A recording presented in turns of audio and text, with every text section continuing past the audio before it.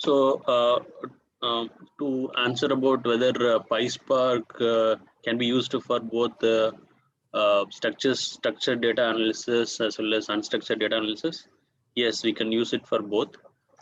In the MapReduce, we generally do the unstructured data analysis, and in MapReduce, what we do is a batch processing. So when we say batch processing, one one reason to say why batch processing, it actually takes kind of your data which is static, and also you work on the static data, and also the data which is also read in the kind of disk based processing. It's a kind of seeking your going your file and reading it sequentially and doing the processing. So so that's the reason MapReduce is meant for batch processing. So it's kind of for running your nightly jobs in a MapReduce. When it comes to Spark, so if you consider PySpark, the Spark with the Python with the Spark APIs, you have libraries to do batch processing, and so which will be very faster than the MapReduce. Why? Because we are going to do the in-memory processing. So that's one reason it is faster than the MapReduce, and it has library for stream processing as well, which is Spark Streaming. Okay. So MapReduce is basically for structured data, right? You show yesterday. No, it's unstructured data. MapReduce mainly because you see, right? So basically, Okay. even though we have we actually try to do the with the structured data, we try to do that. Generally, MapReduce meant for unstructured data. Yeah. Okay. But it's not only restricted that you can do but it's basically if you have a component like Hive where you express your data set as a table and you analyze using Hive queries, then why we have to go for MapReduce? That's a concern comes there. Okay, I think yeah. If you have any question, I can take up or we'll continue the class. Yeah, we can continue.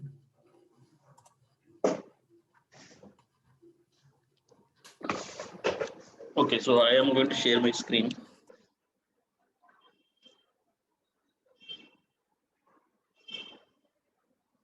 Okay, so yesterday we were not able to run this.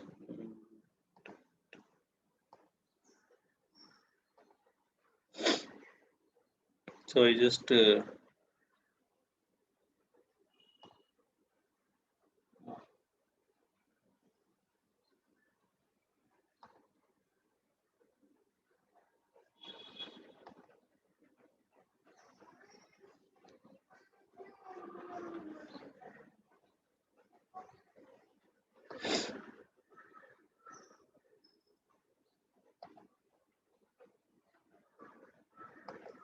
I'll just open my the MapReduce code which I explained to you yesterday.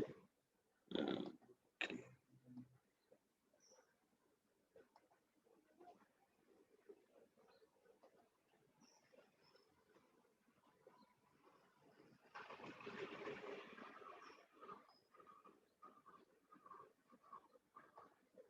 Let me start the SDFS under yarn. Say start. So there is a command. There is a so if you go to the Hadoop, the installation folder of Hadoop, and and there is so in SBIN in Hadoop installation folder, which is inside my software folder, I kept my Hadoop installation folder, and you see SBIN. This is where you have the shell script, which is help you to start the SDFS and yarn component, right? So we were using start SD. Okay, are you able to see my screen?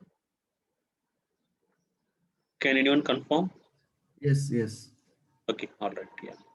I will also try to maximize it.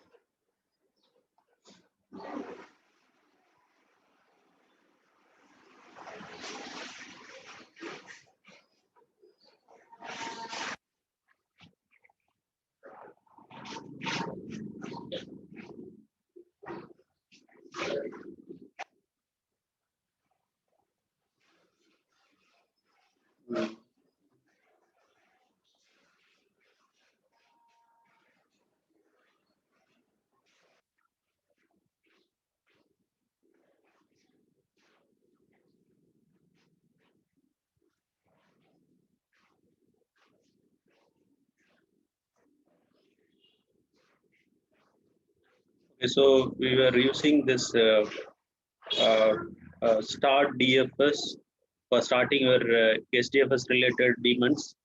Okay, when I say daemons or process, all are same. Okay, so name node is called one of the daemon in for SDFS, also is process.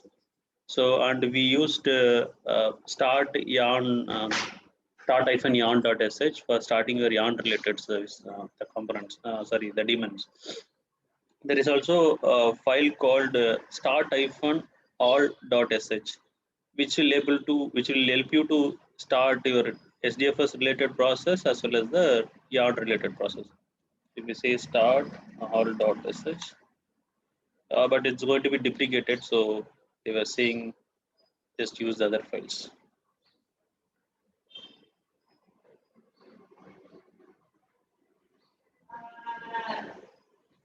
So it will start the first SDFS related daemons, then it will go and start the yarn related daemons.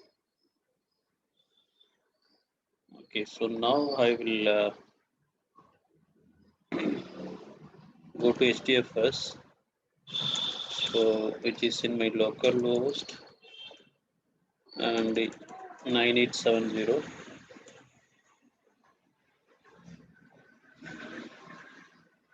All right, so I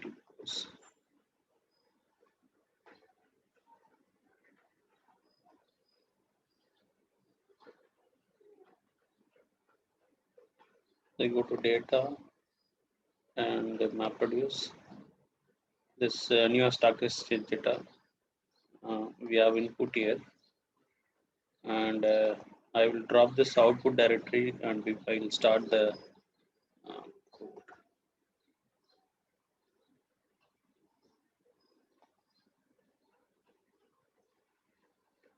Okay. Okay, so all the processes are running. What I will do is let me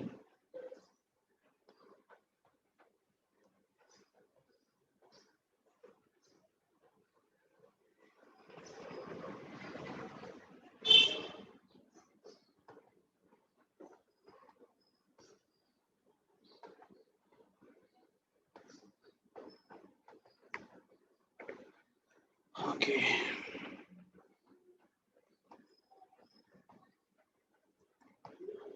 I'm going to delete this HDFS directory. The output directory I'm going to delete it. So it is HDFS, DFS, and hyphen RM, hyphen R. I'll just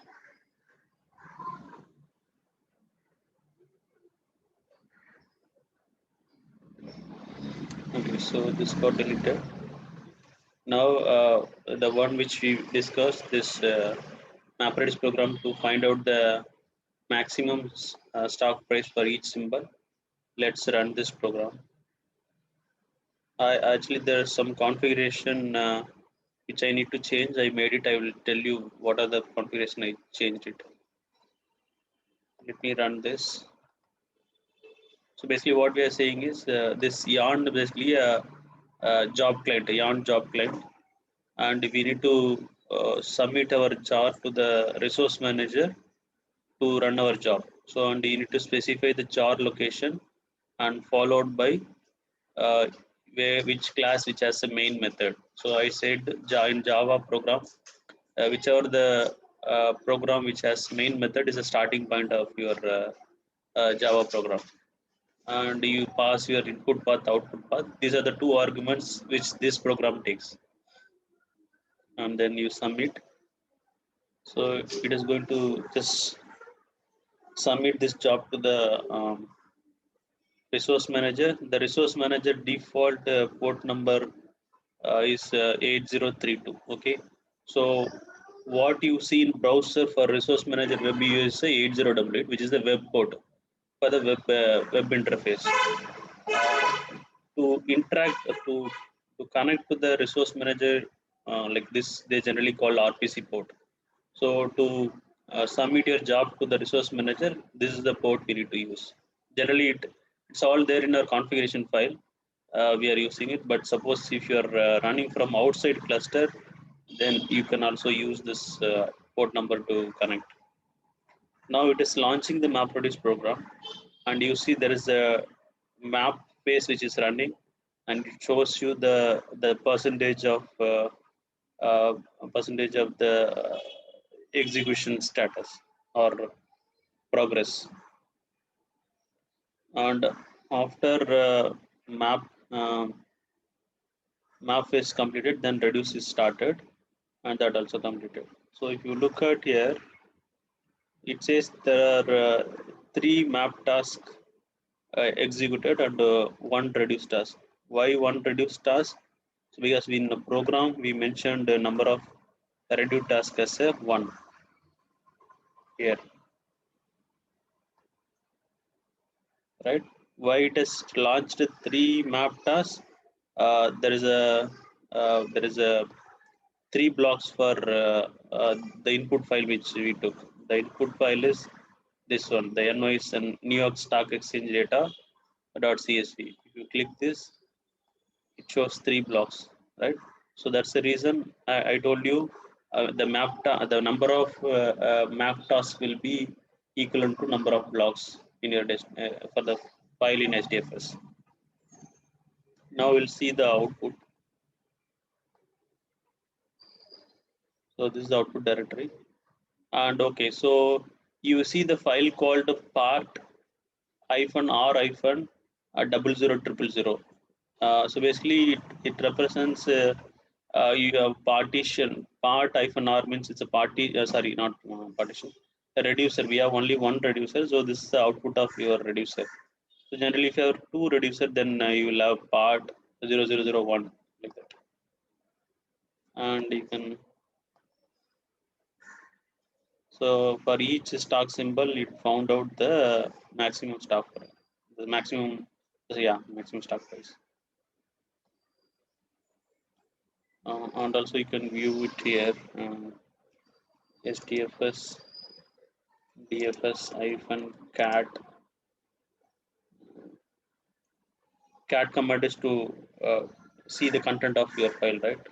So like when you are reading a large file, just handle with the care, because if huge lot of data is there, then the system will get hang. So it will be like data slash MapReduce and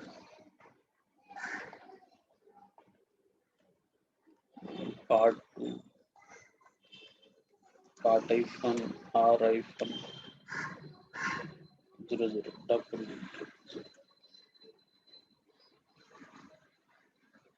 So this is the output we got, and there are uh,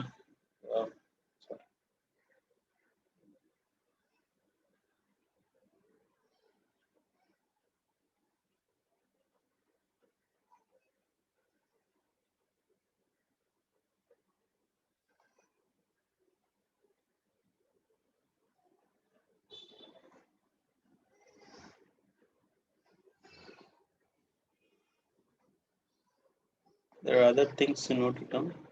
So if you go to the job, so if you click on the job, so you can actually see how much time it took. Okay, so it took around 58 seconds to complete, and you can actually go to this if you want to go and check the log of uh, this particular job. You can click on this. Here it says no log.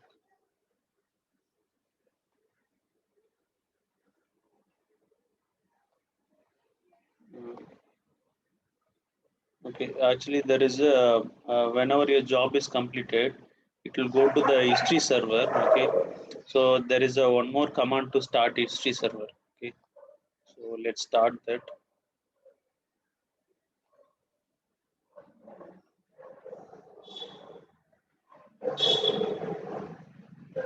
You see there is a in the sbin directory. In the sbin directory, there is a mr-history job history-daemon.sh. You take this file,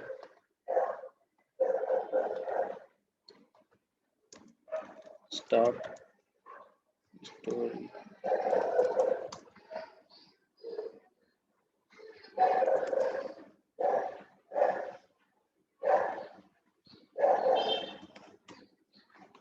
So you see there is one more process called history server started.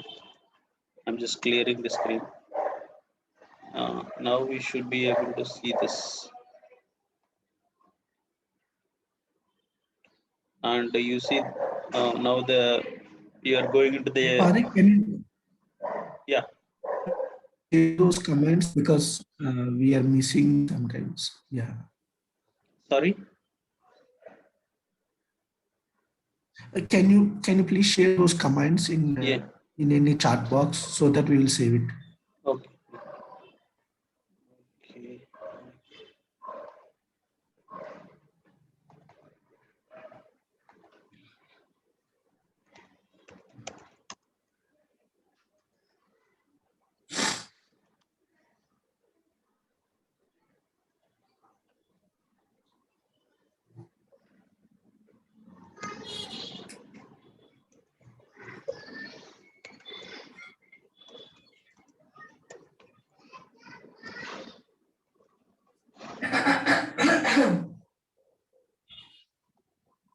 Okay. So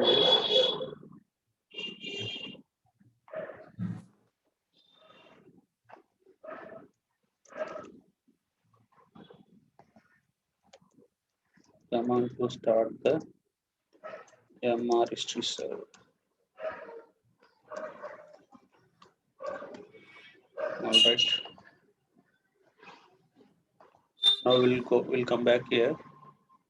So okay, I just want to show you some uh, if your job is failing, or maybe if you want to see the logs of the job, so you can go to this. First you go to the Yarn Resource Manager web UI, and so so you will find application for the Yarn application for your job which you submitted, and you click on this, and once the job is running here, it will show application master, right? As I told you, whenever you run a job, the Yarn will allocate the one container for application master. Okay, that is responsible for your entire application life cycle, and so each application will have a separate application master. So while job is running, you should be able to see this URL as application master URL. Now this job is completed, so the statistics you can go and see in the history server. So if you click on this, and this is my job, and it took actually, so you'll see the map and reduce task. So map task was 3 a total, and completed 3, and reduce was 1. So if you go into the, so these are the 3 map tasks. So you can go and check the log of all the logs of 3 jobs. You'll find some logs over here, and basically how many records it processed. So those records detail also you will see here.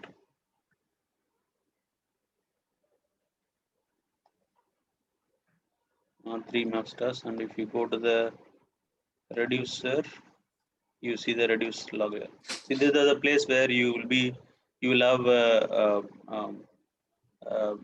you'll have option to check your debug your error if any error occurs, and want to check if you want to debug your job. Okay, this so when you this is we are checking for MapReduce job, right? Even when you run a Hive query, it is going to launch your application Yarn application for your Hive queries. Yes, the Hive query generally translates into MapReduce job. So anyway, when we go to that component, I'll explain you. So all Hive job, every Hadoop components which is submitted through Yarn, because at the end of the day it has to submit here as a job. So uh, so that's the reason all the jobs is managed by the resource is managed for all the kind of jobs in yarn. You have any question?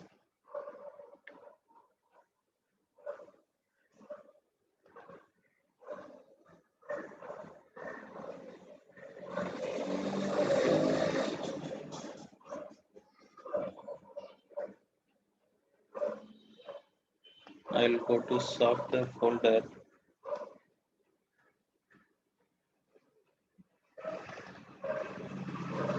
So the Hadoop installation directory, and you go to the etc and Hadoop. This is my installation for the config folder of Hadoop, and I will open the onsite.xml.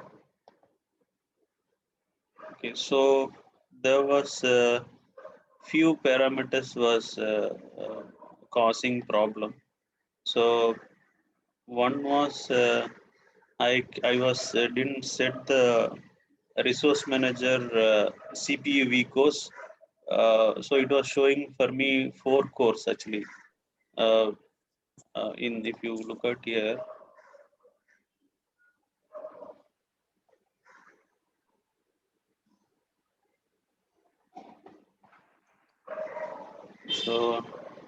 so if you see, this is a cluster statistics. Um, we have a total 8 GB memory and 2 cores, right? Can you share the answer? Yeah, I will share. I will share once I complete the session. Okay, end of the session I will share. I'll create a Google Drive folder. I'll keep sharing all the things. So and so the V course was showing 4, okay, and that uh, that one change I made, and then there was another change. Okay, so after some time, what happened is I was keep trying for multiple iteration and checking whether the job is going, and the scheduler capacity maximum resource percentage for application master. Uh, I was trying with 1. It was not throwing error because it is overutilized kind of thing. It was throwing error. Then I put 8.0.8. It worked. And then later there was also one more issue. If you see here, this entire class, how many nodes are there? Only one node. Active. It has to show the number of nodes in your cluster. It has to show in the active nodes. Sometime if you remove your node from cluster, it will be decommissioning nodes, and if you have any node which is lost, it will be showing the last nodes, and for me it was showing the unhealthy nodes. And when I checked, there is something related to disk health check, okay, which was saying it is crossed more than 90%. So then I made it as somewhere I referred in the forum. They mentioned try to increase uh, the resource, the disk utilization percentage. Um, then um, and also they also suggested, if you don't want to have that check, you can just make it as false. That check, enable the check as false. Okay, these activities, okay, so it's good to know, but generally the developers will not do these kind of activities. Mostly the Hadoop administrator will do the configuration related activities, but it's good to know internals of the yarn. Okay, I will be sharing this file, no worries. Okay, that's what I want to update on this file. Let me close this file. Okay, now I will take one more example, right?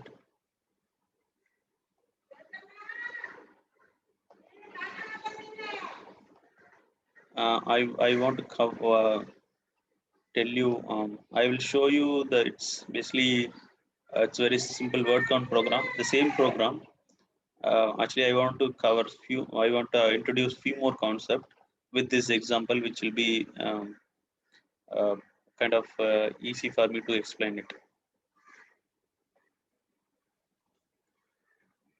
Okay, so when you say example, this program is more of finding a word count. So basically, which yesterday I discussed, right?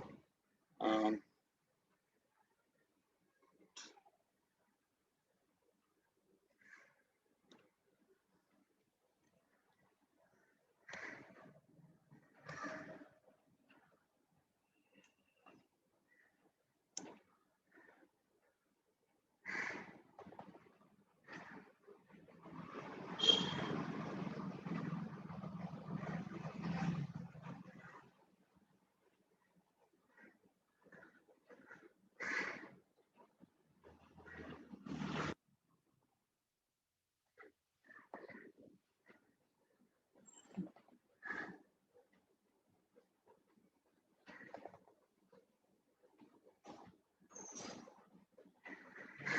okay, so I'll take this. Okay, this example. It's very simple, like what we discussed with the Python MapReduce program. The same thing. So you have an input which has free text unstructured data. You have a bunch of free text, right? So if you want to find out the number of occurrence of each word, uh, so can somebody says what happens when you pass this as input to MapReduce frame, MapReduce job? Can someone tell what happens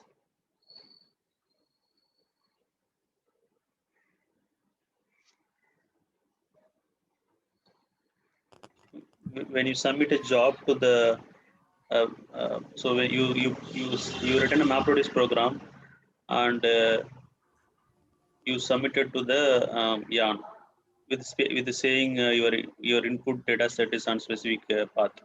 So can you tell me what is happening? Mapper process will start depending upon the.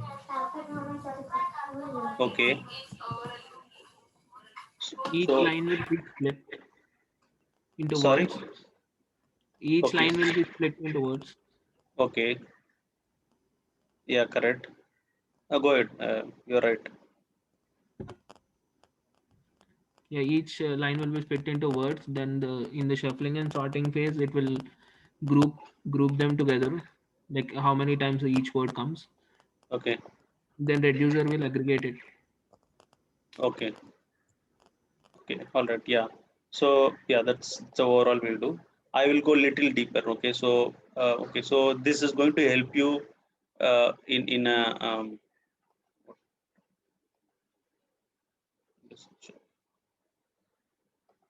yes, correct.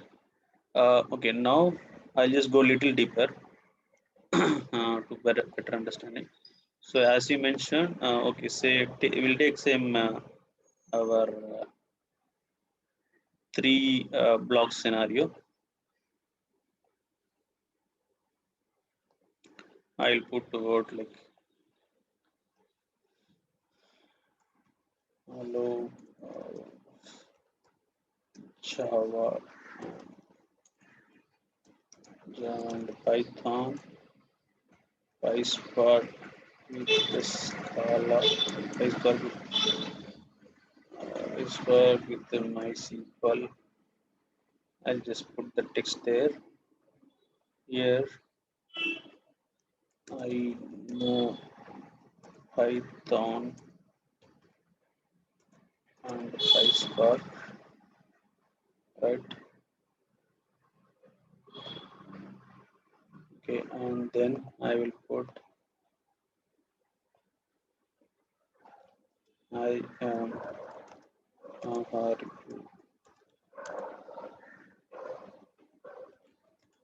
you are welcome. Okay, so okay, this is consider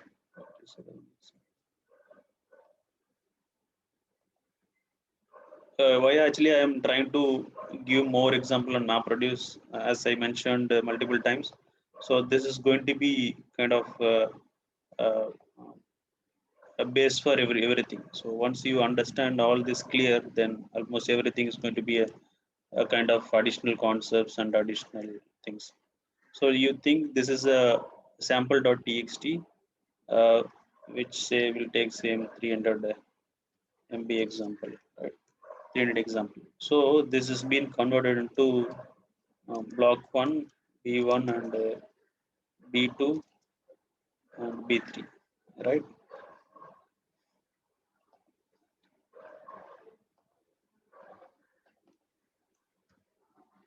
This is B1, this is B2 and B3, right? So what is this file? Sample.txt. So now we were talking about, okay, sample.txt. So when you store data into HDFS, the HDFS will have information what is the file format is. So .txt is generally it's a text input form, as text format. Okay, so a text file format. Okay, and there are other file formats which HDFS supports. Okay, so generally when you have a .txt, .csv, all are text file formats. Hadoop file formats. So if you see, there are other file formats like ORC, Avro, and RC file format.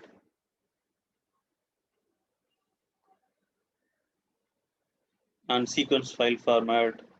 There are different file formats and Parquet file format, right? And then, so what generally but the default file format is a text format. So which will be like more of CSV files and text files, right? So depend upon the file format, the record reader logic will change. I told you, okay, I'll open one more diagram which will help you understand. Yeah. So okay, so we saved our sample.txt in HDFS. Okay, so that is there in HDFS, right? So it has the file format associated to that, right? So because that is a kind of .txt and CSV files are text file format, so that is converted into blocks. Okay, I think we have 1 minute left. Let's disconnect here and connect with the same link. Okay, so that we don't break it in between. Fine, we see in the same link again.